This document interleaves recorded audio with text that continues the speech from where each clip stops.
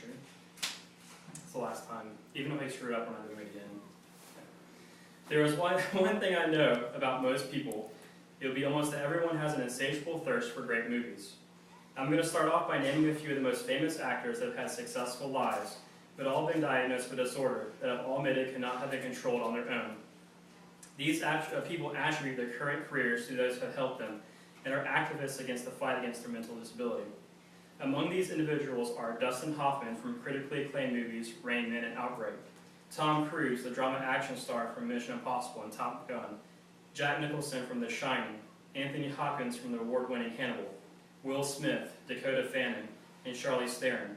The list goes on with many more names of very different people, all of which have the same disorder. This disorder is known as Attention Deficit Hyperactive Disorder, or ADHD for short. On countless occasions, I have personally encountered discussions in which experienced child care providers have mentioned that the disorder is fake, overdiagnosed, and can be controlled on their own.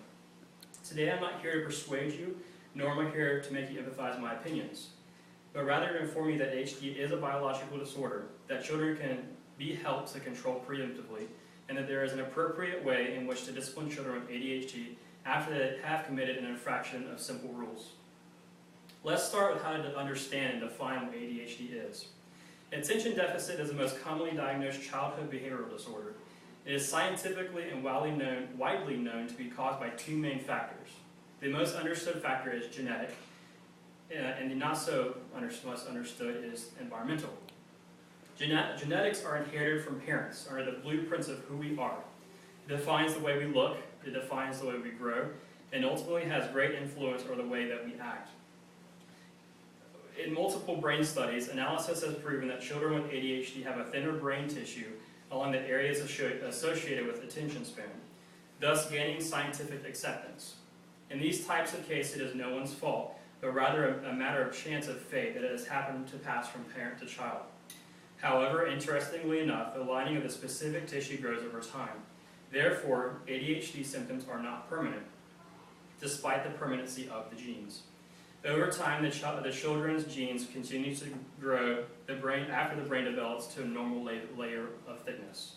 This means in most cases, children can literally grow out of the effects of attention deficit by the time they are adults. The second type of ADHD is environmental. Some studies suggest there might be a link between cigarette smoking, alcohol usage, and other factors during pregnancy and ADHD in children. These types of environmental ADHD can, however, be grown out of like genetic. The type of ADHD that cannot be grown out of is caused when there is a severe brain trauma that affects not only the tissue, but the actual components that control attention as well.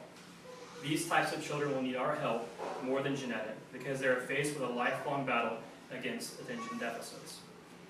On a very small scale, you know how it is caused. Now I'm going to tell you the effects or symptoms of ADHD.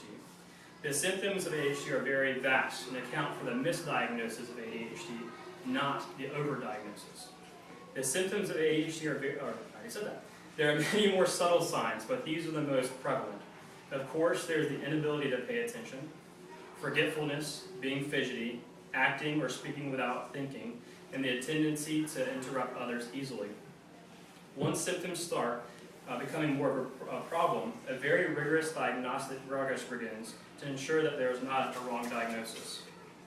Whether or not we believe this diagnosis to be evident to negative behavior, children with genetic ADHD can still learn lifelong discipline, morals, and ethics at a young age.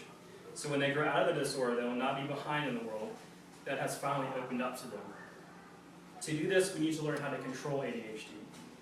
Though there is no cure for ADHD, and although the symptoms do subside over years, ADHD can be easily managed. However, most parents cannot do it alone and work closely with teachers, coaches, therapists, and child care providers such as yourself. This management includes medication and behavioral therapy. Medication can be a very valuable part of a child's treatment, but should not be taken as an only means to control ADHD. The most widely used medicine to control these disorders are stimulants, which usually have a calming effect. The medicine itself gives the child's brain the ability to increase the amount of neurotransmitters so that the message neurons can be easily received and sent to the attention part of the brain. These same stimulants, when given to a child without ADHD, would literally be bouncing off the wall. Stimulants, ironically, are a great way are a great means to diagnose the disease as well. The next way in which to control ADHD, and the most relevant way in which you can help, is through behavioral therapy. Behavioral therapy is the way in which you try and reform the behavior by being repetitive in hopes of getting a positive and reoccurring response. In this case, there are a few tips that you can use in order to get more out of a child. The first is to create a routine by following the same schedule every day from check-in and check-out. You also need to help them by getting their things organized by putting book bags and jackets in the same place every day. The second way is to avoid distractions by detaching them from the main group, getting down their level, and talking to them face-to-face instead of in front of a group. The last way is to remain patient. Instead of giving up, discuss ways you can reward and discipline campers effectively. Bottom line, these children can be frustrating at times, but they deserve the same amount of respect as a child without a disorder. Now that we know what causes ADHD and how to control it preemptively, we can now discuss how to discipline inappropriate actions after infractions occur. Like all children, ADHD children make bad choices regarding their own behavior. When disciplining ADHD children, it is often difficult to know what will work. What might work for one child might not work for another. Not all kids are the same, and kids with ADHD are no exception. The following steps have been found to be the most efficient and should be used as a basis for your search for the most effective technique. The first is to be consistent. A child will take advantage of you if you do not keep your word.